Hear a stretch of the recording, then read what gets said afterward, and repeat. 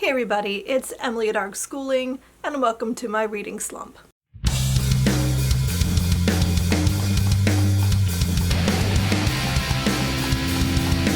I have just not had a great reading month this month. I don't know what's going on. I've been doing so good for so long, and suddenly nothing's working for me.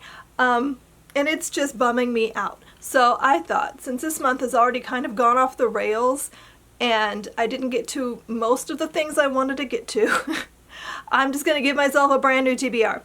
And my goal here is I'm going to read, basically it's Friday right now, so I'm going to read Friday, Saturday, and Sunday, and we're going to vlog the experience, and I'm hoping something in this pile will speak to me.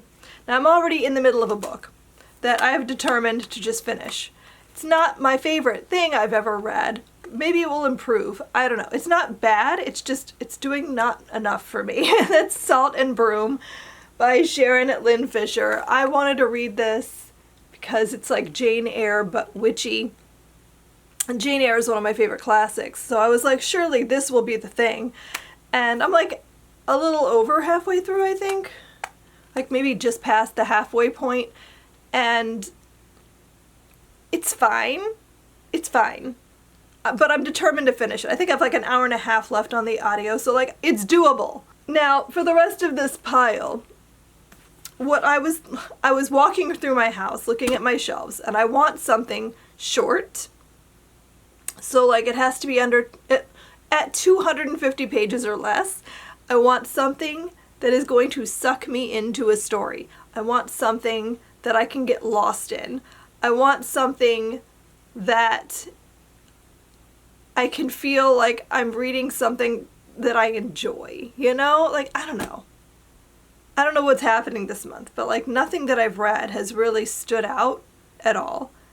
And it's been a while since I read a book that like I truly got lost in. You know what I mean? So I have this pile here of things, and I'm just going to show you what I pulled off my shelves, and we'll see what of these things really does anything for me.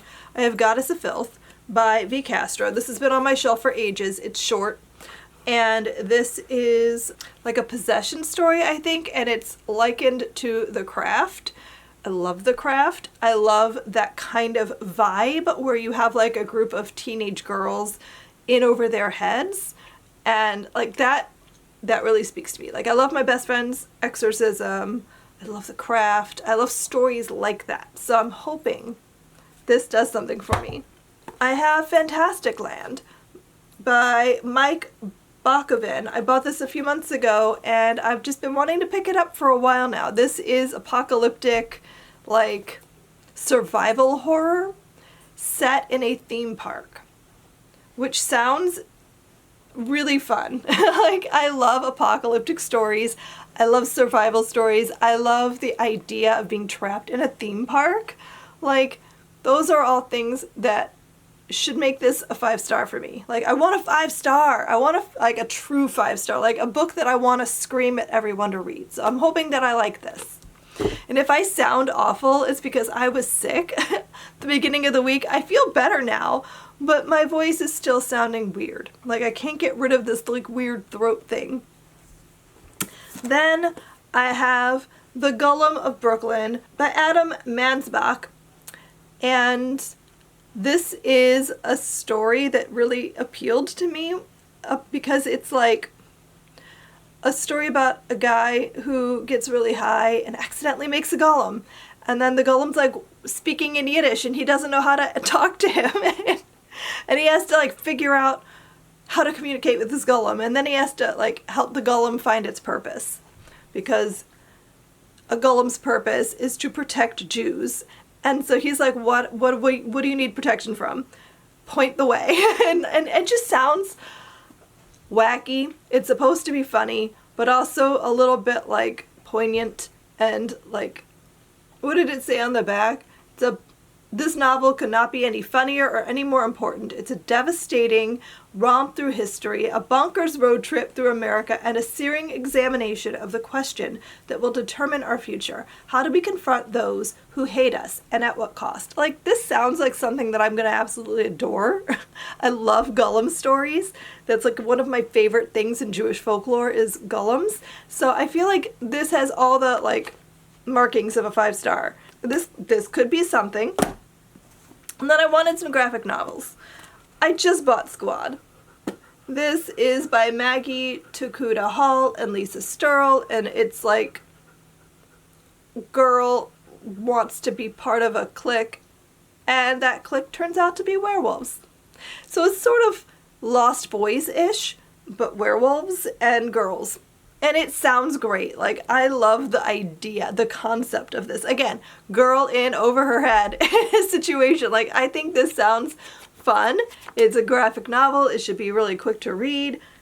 Maybe a 5-star. And then this one is very iffy for me. I don't know. It's one of those things that, like, I've heard a lot about, but was never sure if it was for me. And I finally bought something. So I have Shiver by Junji Ito. I've never read this author before. I've heard a lot. Some people love their work, some people hate it. I don't know where I'm going to fall here, but this is a collection, I think, of stories. So I feel like that would be a good way to introduce myself to this author's work. This was recommended by Sadie Hartman in 101 Horror Novel Street Before You're Murdered, and I don't know.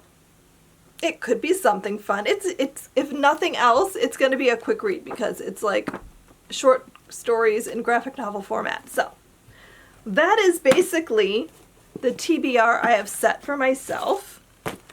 We're going to get through at least some of this stack this weekend, and I really hope that I find a 5-star, that I get out of this slump, because I'm just really not vibing with anything lately.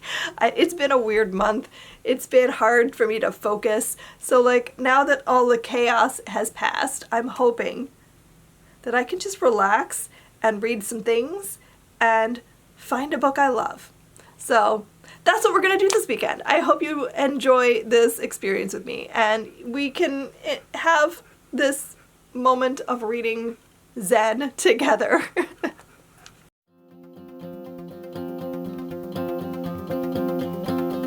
So I've been working all afternoon and it's like after 5 o'clock now.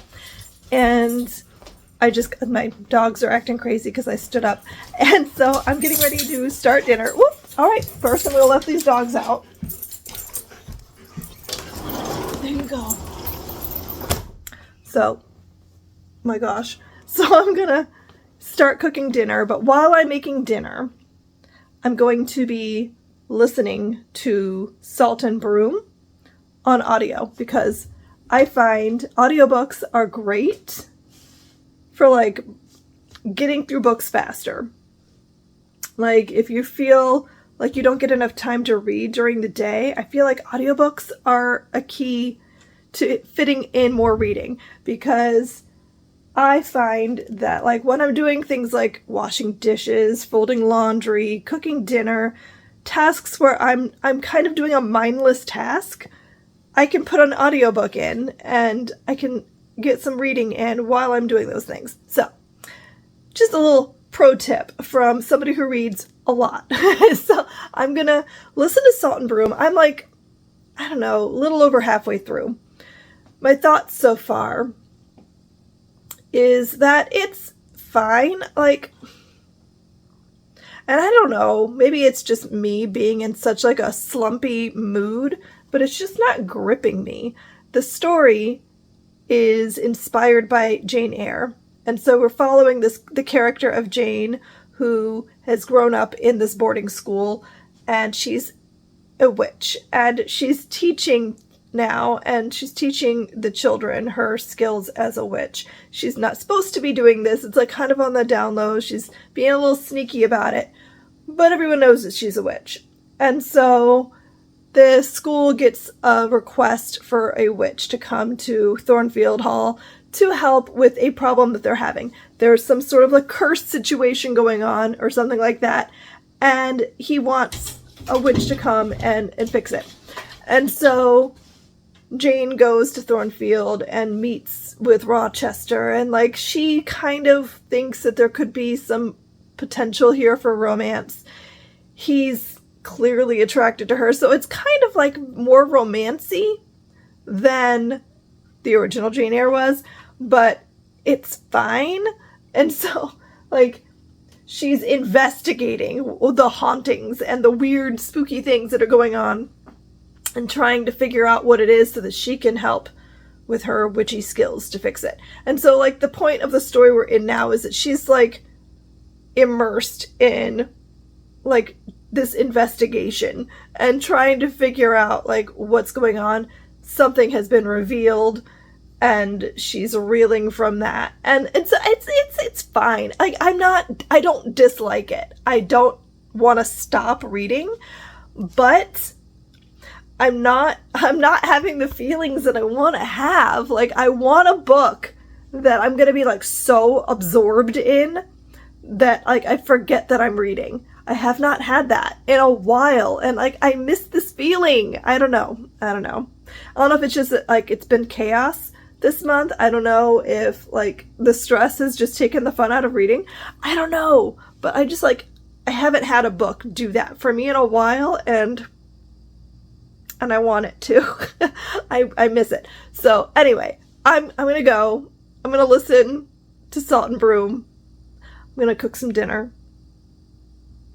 And we'll see what happens. I finished. And it was fine. It was fine. I don't know. This was a 3-star for me. I found it... If you're gonna take a story... If you're going to take a story like Jane Eyre, which is perfect, and you're going to reimagine it in some way, like, you have to still be as intriguing, as interesting, as compelling, and none of the characters in this book were that compelling. Like, I never felt any sort of chemistry between Jane and Edward Rochester, like, at all. They were kind of cardboard cutout characters. Not very dynamic, their romance was not very interesting. It just sort of happened. I never felt a build-up to it like you do in Jane Eyre. And, like, it was just fine. I don't know. 3 stars. Ugh. I hope the next book I read gets us off to a better start here, because I feel like this was not the best way to kick this off. So, it's late. I'm going to be going to bed in a minute. I've already got my pajamas on. But I'm going to go ahead and, like, think on what I'm going to start next, because I haven't really decided yet. I might do a graphic novel, because I feel like that'll be a good way to, like, reinvigorate after a relatively meh story. Like, I feel like Squad could be really good. I also feel like I need something, like, really dark, so, like, maybe I could pick one of my horror reads. I have these. I also could, like, I have too many options. I don't know. I'm hoping I wake up in the morning and I'm like, that one. And then I can just choose. So, but for now, I'm going to go to bed and sort of just, like, let it go. I'm going to let it go. It's not been a great reading month, but surely my next book is going to be the one, right? Surely. Certainly. Let's hope. 10:30 in the morning. I just finished reading Squad.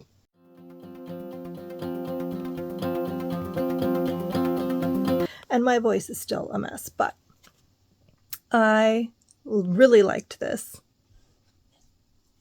It might have been exactly what I needed right now. I don't know. It's still not a 5, but it's, like, the closest I'm going to get. So I gave this, like, a 4.5.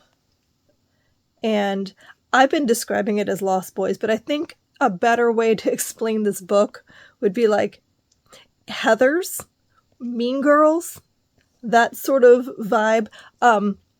It's about a girl who goes to a new school and she gets invited to join this like clique of really popular girls, and she'll do anything to like feel like she fits in with them, like that they like her. And so it has like a lot of the same elements as Mean Girls and Heathers, and that these are not like the nicest girls, but they are accepting her, and she's just like giddy to be involved with these popular girls. So I really liked that element, and the fact that it was just like I said, a group of girls in over their head. Like, I really like that trope. I enjoy that a lot. Like, I love Heathers. I loved, what was that movie, Jawbreaker? Like, a group of girls who didn't necessarily sign up to be the bad guys.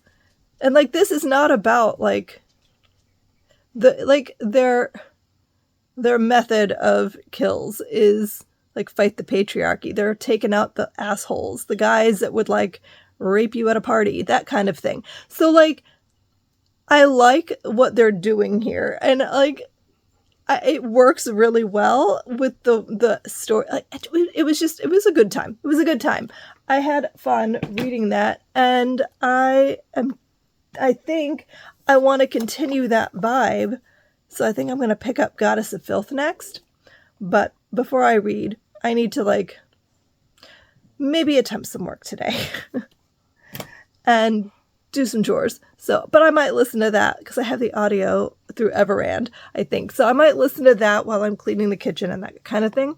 But yeah, I think that's what I want to do next, because I feel like this is going to be pretty similar in that this is a possession story. So it's not werewolves, but I think plot-wise, tropes-wise, this is still the same elements of like a group of girls in over their heads. There's a possession. It's got some Mean Girl vibes to it. So like, I think it'll feel kind of like The Craft, kind of like Heathers, Jawbreaker, Mean Girls, but like with possession. So we're gonna do that next. But I'm hopeful that something will give me a 5-star. Like, maybe. Why wasn't Squad 5-star? I don't know. I can't explain it. Like, it was close. I gave it like a 4.5. But like, I can't decide if it was the ending or just like I'm missing something. It was missing something, and I don't know what it was yet. I'm gonna have to think on that. But it just didn't feel like a 5-star, you know? Sometimes it's just about what you feel like when you're reading it. Like, that's all it is, really, isn't it? Like, that's the whole idea of ratings. Like, how did it make me feel? Like, I loved it, but I didn't love it, right? I don't know. I'm rambling. I'm gonna go get some things done, and I'm gonna start Goddess of Filth, and I will let you guys know my thoughts.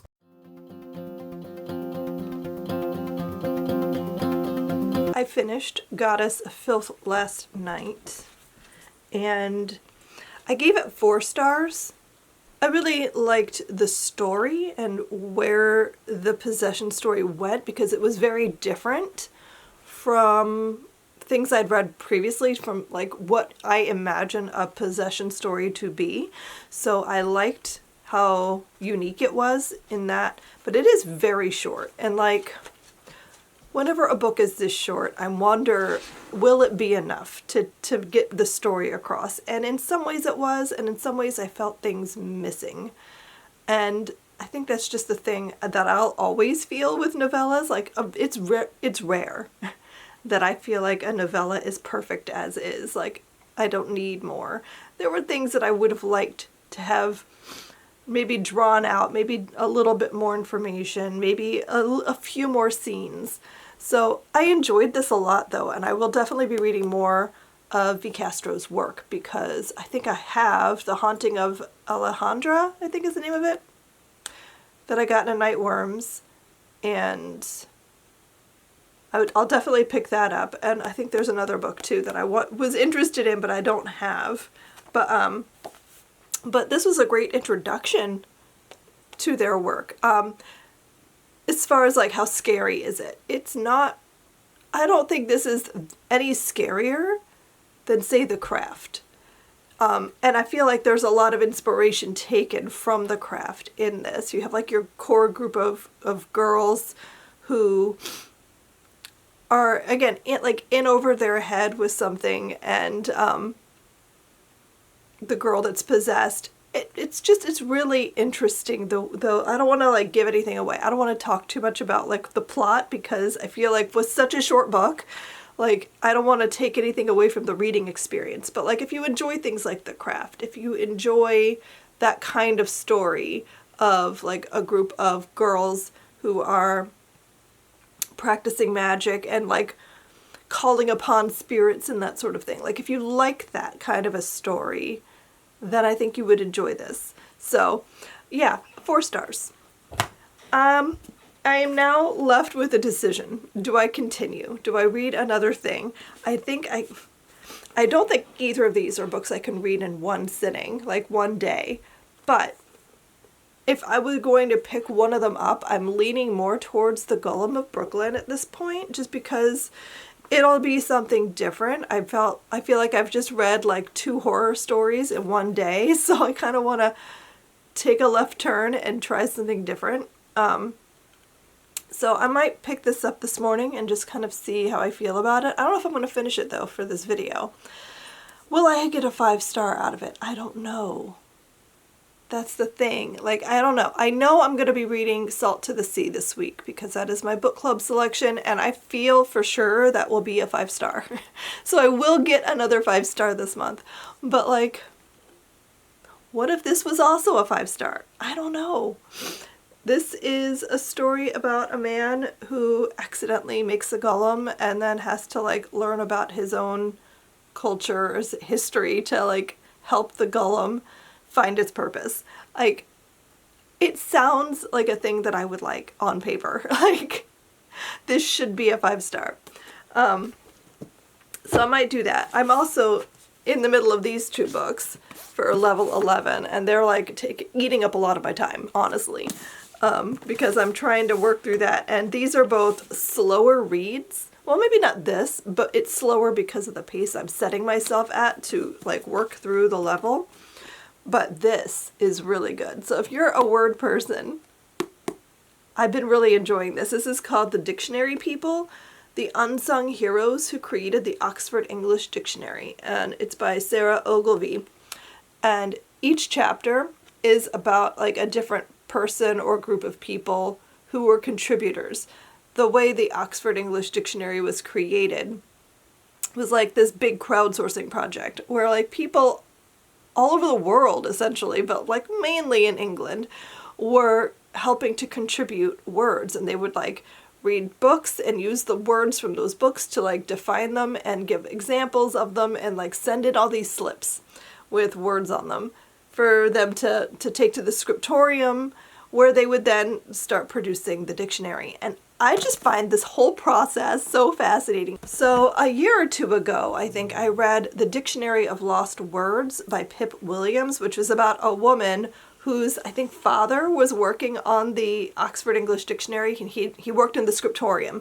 And so she would come with him to work all the time. And so she ended up working in the scriptorium and assisting with the project. And then she kind of veers off to create her own dictionary of lost words that were like women's language kind of a thing. And it was fascinating, and I loved that book, and I found the whole concept of working on the dictionary so intriguing. And so when I found out about this book, I was like, oh my god, it's gonna be like that. And it is, but it's like so much more, because you're getting to hear like these stories about the real people who were working on the project, and it's fascinating. So if you are a word person or just interested in learning more about like how a dictionary comes to be, like, this is great. So I'm really enjoying it, and I'm like about halfway. Yeah, I'm about halfway through. And then I'm reading Radium Girls for the chemistry, and I kind of skimmed it the first time, and I didn't really do a deep read. And I decided this time I wanted to go deeper, and I actually fully read the book. So I'm fully reading the book this time. It's fascinating, but also horrifying. The way these girls were treated, the way, like, people are willing to overlook things that are seriously dangerous for the sake of money. Like, that's what this book is about. Like, it's infuriating, but it's really good. So, like, I'm reading this, which I'm about, I don't know, a quarter of the way in, I think. Yeah, I just got to part 2. So, I'm making my way through those for work. So, like, I'm reading so much right now. I'm also reading an ebook at night because on my Kindle, I'm reading 3 Summers, which is by Amra Sabrick El Reyes. And this is a middle grade memoir, but I feel like middle grade is the wrong designation for this book. I'm probably halfway through at this point. And I would say this is YA. This is not a book I would hand to an 8 to 12-year-old because I don't feel like it's written for that age audience. It doesn't feel like a children's book. This is like her memoir of, I think, like the 3 summers leading up to the Bosnian War. And I think she also has a YA book that is about her life during the war. So, like, this is a story about her life leading up to it. And it's got some really dark things happening. There's a lot of stuff about her family and how, like, Bosnian society works and that sort of thing. It's fascinating. Like, I'm invested. It's really interesting. I just don't know that it's for middle grade. Like, I have a hard time understanding why it got designated like that.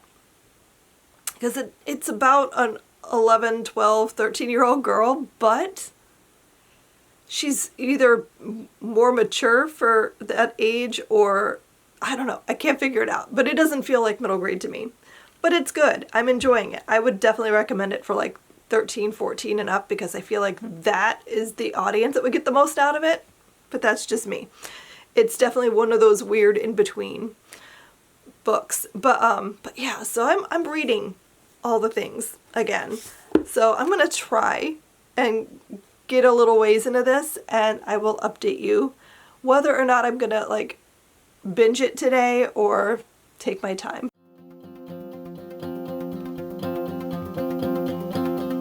So just when I thought I'd made a book decision, one of my Libby holds came in. So I started reading The Ogress and the Orphans. And I'm going to try to push through this because this was one of my 12 recommendations from 12 friends that I was really hoping to get to this month. And, and like I said, the Libby hold came in for the audio. So I started listening to that. And I have to say, it's really not doing anything for me right now. It feels super heavy-handed. Like, I don't like when I can immediately see what the author wants me to see. Like, I don't know. It's told like a fairy tale, but like, it's clearly about Trump. Like, I don't know. So, like, I don't know how I feel about it, honestly. It's kind of like it's trying really hard to like make that point. And which I don't need you to make that. I get it. But also I don't know how I feel about it. So I'm gonna give this a few more chapters. But this might be a DNF. Like, I am just like in the biggest rut. I don't know what to do. Like, I did read like the first 6 chapters of this. And it was fine. But like, I'm not a fan of the writing style. So I'm just, do I just give up? Like, nothing has been amazing. Like, I've had 2 good reads. Like, I enjoyed both of these. They weren't 5 stars, but they were both really good. So like, I'm not devastated. But like, I don't know. I know I'm gonna read Salt to the Sea this week. I'm starting that in a day or so. And that's gonna be a 5 star for sure. Like, it has to be. Like, it's Rudiseptis. Like, everything I've read from her so far has been a 5-star. I love her writing. So I have really high expectations and hopes for that, and it should be fine. But so far, nothing in this stack is really speaking to me. So I think I'm going to end the vlog here, honestly, because I don't see myself finishing any of these things today. Like, I'm probably going to DNF the Ogress and the Orphans, just because, like, it's not my thing. I might push through this a little bit more and see if it, like, really starts getting interesting, but it's kind of, I don't know, it's like the writing isn't really for me, but, like, there's nothing wrong with it. There's a chance that this, like, grows on me if I read a little bit more. But if I were to judge it right now, that is a solid, like, 3-star. So, like, I'm gonna stop here, I think, because I don't see anything else happening today, honestly. It's nice out. I'm trying to get outside and get some fresh air and just try to relax a little bit, because, like, I need that. I need a relaxed day. I need a zone out day. So that's what I think I'm gonna do. So I hope you enjoyed, like, I don't know, I didn't enjoy this. Thanks for hanging out with me while I try to pull myself out of a reading slump that I'm still in. So maybe next time I see you, I will not be in a reading slump anymore. Let's hope for that. So I'll see you guys then. Happy reading. Bye.